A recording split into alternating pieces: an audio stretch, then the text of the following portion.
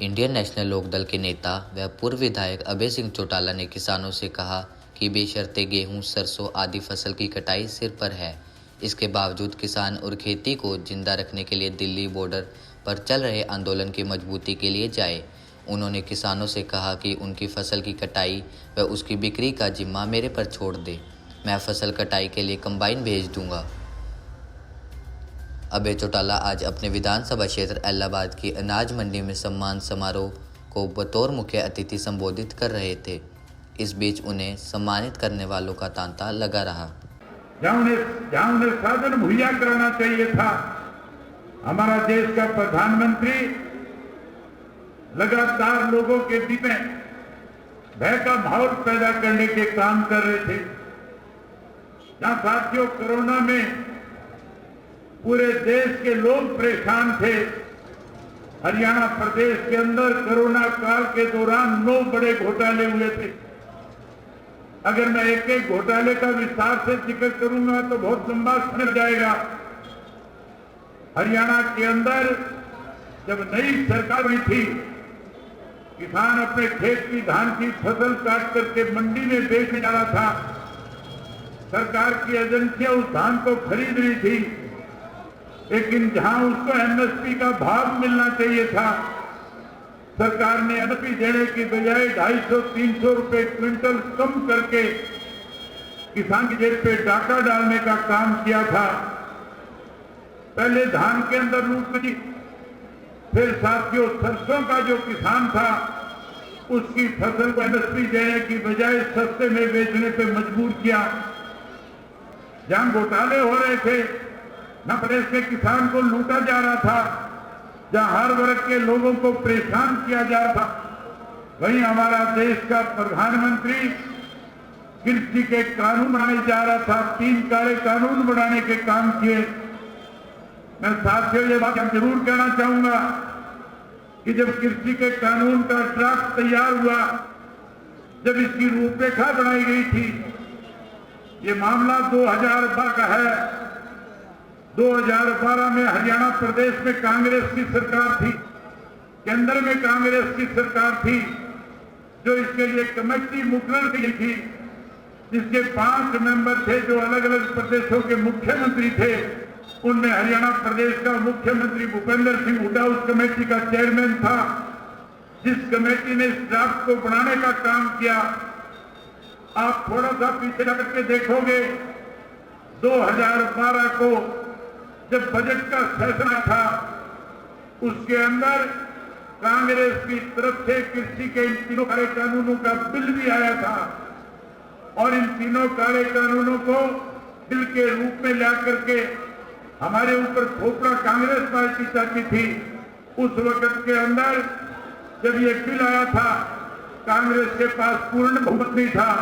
मैंने उस वक्त में इस्तीफा दिया, जब कहीं ना कहीं उस आंदोलन को तोड़ने का भारतीय जनता पार्टी काम कर रही थी।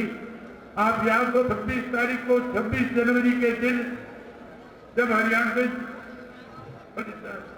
जब बॉर्डर पे बैठा किसान अपना ट्रैक्टर लेकर के दिल्ली के अंदर अपनी तिरंगा यात्रा निकाल रहा था, जहां किसान तिरंगा यात्रा के माध्यम से देश को मैसेज दे रहा था कि आज केंद्र की सरकार किसान को आंदोलन करने पे मजबूर कर रही है।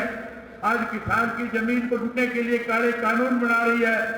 आज किसान उस खेत का मजदूर मालिक जो था मजदूर बन जाए, इसके लिए इस तरह के कानून हमारे ऊपर थोपड़ा चाहती है।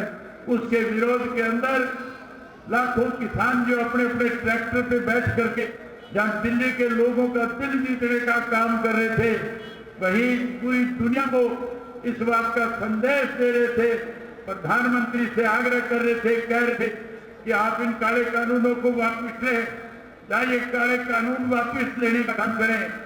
वहीं आप देश के किसान के लिए एमएसपी का नया कानून बना करके उस किसान की फसल की गारंटी देने का काम करे।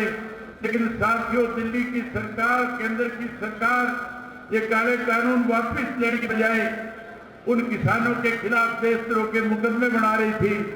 उन किसानों को कहीं ये कह करके बदनाम कर रही थी कि आंदोलन खालिस्तानियों का हो गया है, कई सिख और हिंदू को आपस में लड़ाना चाहती थी, हरियाणा और पंजाब के लोगों के बीच में विवाद खड़ा करना चाहती थी। एक षड्यंत्र 26 तारीख को रद्द करके इन्होंने इस देश के किसान को बदनाम करने की कोशिश करी थी। मैंने उससे पहले ये बात करी थी कि अगर 26 तारीख तक ये काले कानून वापस नहीं ले लिए जाएंगे तो 27 तारीख को असेंबली में जाकर के स्पीकर को अपना इस्तीफा सौंपने का काम करूंगा। मेरी रगों में चौधरी देवीलाल जी का खून है और चौधरी देवीलाल ने बड़े से बड़े पद को ठोकर मारने का काम किया। चौधरी देवीलाल ने प्रधानमंत्री के पद को भी, अपने ताज को भी वीपी सिंह के सर पे रखने का काम किया था। चौधरी देवीलाल ने जो बात लोगों के बीच में कभी कही, उस बात को कभी कमजोर नहीं होने दिया। मेरे सामने केवल 2 विकल्प थे।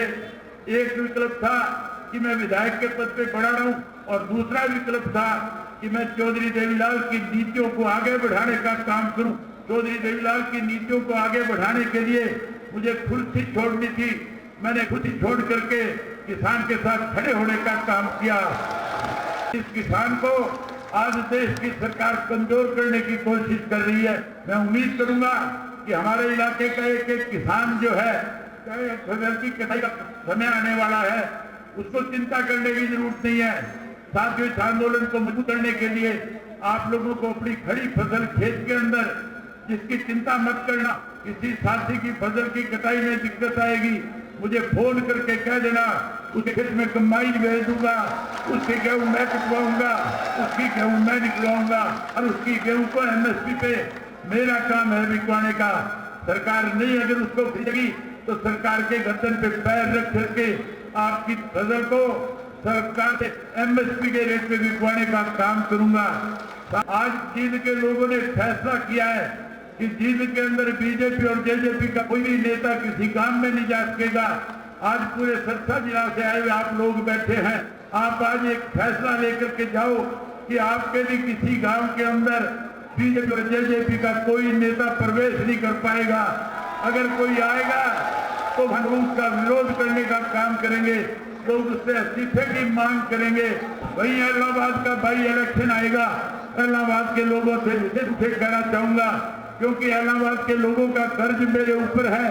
आप लोगों ने मेरे पर विश्वास व्यक्त किया था, आपने मुझे विधानसभा का सदस्य चुना था, उन हालात में आपने मुझे वोट दिया था जब देश का प्रधानमंत्री मुझे यहाँ हराने के लिए आया था। आप लोगों ने देश के प्रधानमंत्री की बात सुनने की बजाय आप लोगों ने एक वोट डाल करके मुझे विधानसभा भेजा था।